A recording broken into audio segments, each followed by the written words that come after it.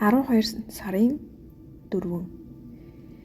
Би түүнийг мэргэн ухаан, ойлголт, мэдлэг, бүх талын ур чадварт Бурхны сүнсээр дүүргэсэн. Гитлэл 31:3. Өнөөдрийн ишлэлд майхан сүмийг барих авиач дүрийг ариун сүнснээс авсан Безалелийн тухай гарч байна.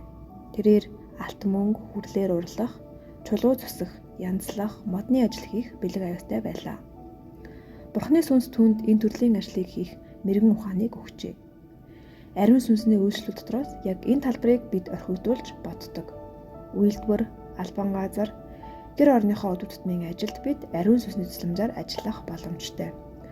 Үйлдвэрийнхээ ажлын байрыг эндэр мэт ашигладаг нэг залууг би мэднэ.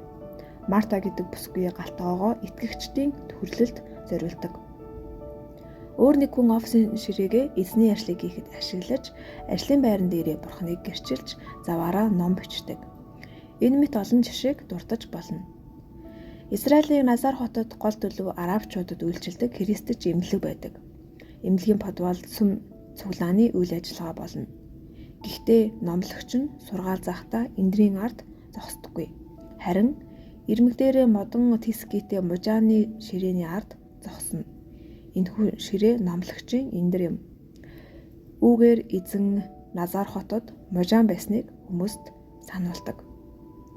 Хүний биеийг эмчлэхээс гадна сэтгэлийг нэмчилж, сүнсийг нь аврахыг хүсдэг нэгэн эмч байлаа. Тэрээр эмнэлэгтэн нэрсэн өвчтнүүдийг оншилж эмчлэхээс гадна өвчтнүүдтэйгээ ярилцаж, сүнсний асуудал байгаа эсхийг нэгтлэнэ. Тэгээд оройн өвчтнийхөө гэрээр зочлно. Өвчтөө ихэндээ эмч ирсэнд гайхдаг.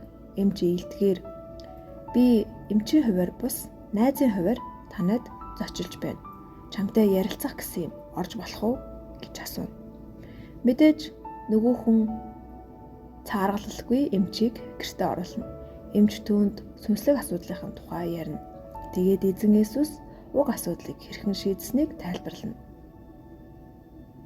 Тэр эмчийн олон өвчтөн эзэнд амьдралаа өгч эзний үйлчлэгч болжээ. Биеийнхэн төдийгүй сүнснийх нь хэрэгцээнд анхаарал тавьсан эрхэм эмчийн үйлчлэлд олон хүн үрд талархах буй за. Өнөөдрийн энэ ертөнцийн эзэн янз янзын эндэртэй. Олон хүн Трампын хэлсэн шиг жирийн ажлыг хааны ажил болгохыг сурч байна.